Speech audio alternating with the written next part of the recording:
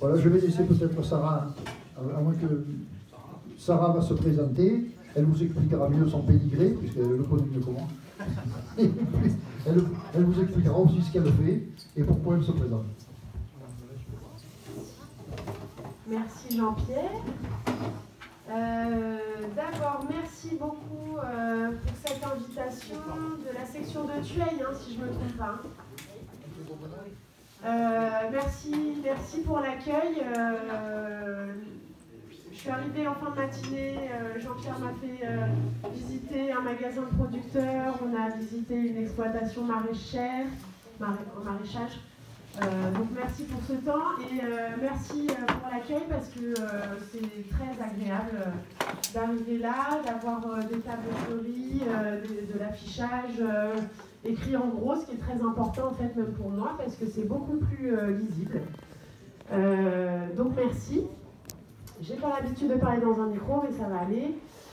Je suis donc candidate sur la liste européenne pour le Parti communiste. Historiquement parlant, j'ai grandi dans le rouge et j'ai fait ma crise d'adolescence, mais pas sur ce volet-là. J'ai pas eu besoin de m'opposer à mes parents là-dessus. Sur d'autres choses, je l'ai fait, mais pas sur les convictions politiques. Donc c'est très fort en émotion, enfin c'est plein d'émotions pour moi et pour ce que je porte et de mon héritage personnel, excusez-moi, que d'être là aujourd'hui sur cette liste et parmi vous. Je suis donc paysanne avec mon mari, je ne suis pas issue de l'agriculture, je suis fille d'enseignant communiste et j'ai grandi en banlieue parisienne à Vitry-sur-Seine. J'ai rencontré mon mari à 18 ans, en Ardèche, à la fête du Parti communiste d'Alba. C'est pour ça que c'est vraiment dans mes gènes tout ça, quoi. D'ailleurs, il y a peut-être pas mal de gens que j'ai déjà croisés sur le premier week-end du mois de juillet à Alba, puisque j'y suis du coup depuis 15 ans, avec des petites pauses pour raison d'accouchement, parce qu'à chaque fois, mes 2 accouchements ont eu lieu à peu près au moment de la fête du parti. Et voilà, donc on se connaît en fait sûrement pour la plupart, on s'est déjà vu. Donc je suis agricultrice avec mon mari à Sautre, sur le plateau du Coiron, pas très loin d'Alba-la-Romaine justement. On fait naître des cochons et des brebis qu'on élève en plein air. On ne les pousse pas du tout à vite grossir, on les engraisse tranquillement. Ensuite, quand ils sont prêts au niveau du poids, on les emmène à l'abattoir, et l'abattoir de Privas, qui est encore en régie municipale. Donc c'est aussi une façon de soutenir les services publics, et on y tient.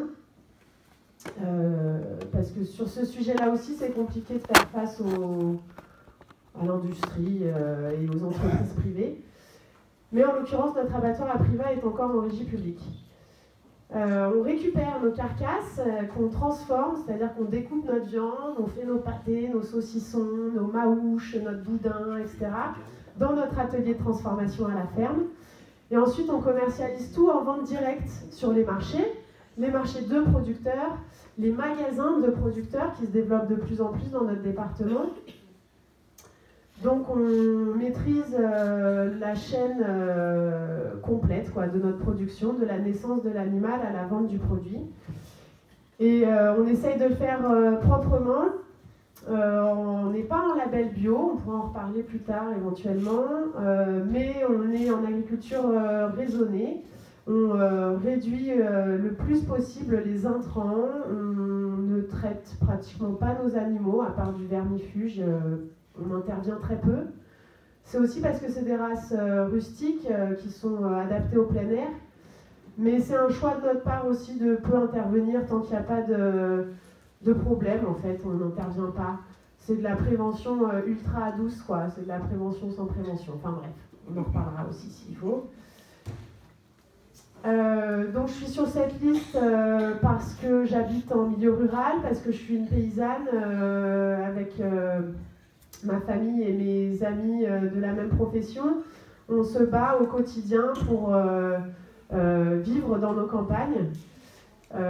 Donc ça touche certes à notre métier de paysan et aux questions d'agriculture, Mais ça touche aussi au service public et à notre besoin de vivre sur place du plus jeune âge, donc de la maternité à l'âge le plus avancé, dans les maisons de retraite éventuellement, ou alors grâce aux aides à domicile pour rester chez soi. Voilà, donc c'est toutes ces questions qui me parlent particulièrement et c'est ce que j'essaye d'argumenter, de défendre à travers cette candidature auprès des 78 ou 79 autres candidats de cette belle liste qui a pour tête Ian Brossat, qu'on a vu pour certains jeudi soir et comme le disent pas mal de monde, il s'est quand même bien démarqué. Il y a beaucoup de propositions de listes de gauche, mais quand même le Parti communiste a cette particularité. Et Ian Brossat a su les défendre en appuyant sur les services publics, en appuyant sur nos refus depuis bien longtemps et qui vont continuer, des différents traités de libre-échange, etc.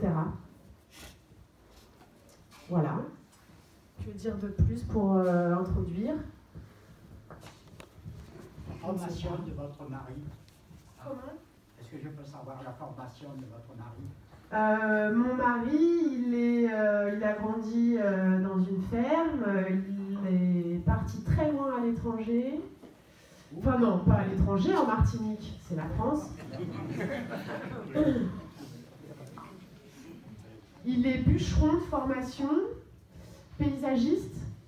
Et quand ses parents lui ont proposé de rentrer en métropole pour reprendre la ferme, il a passé un diplôme agricole que j'ai aussi moi fait bien plus tard, à savoir un BPREA, brevet professionnel de responsable.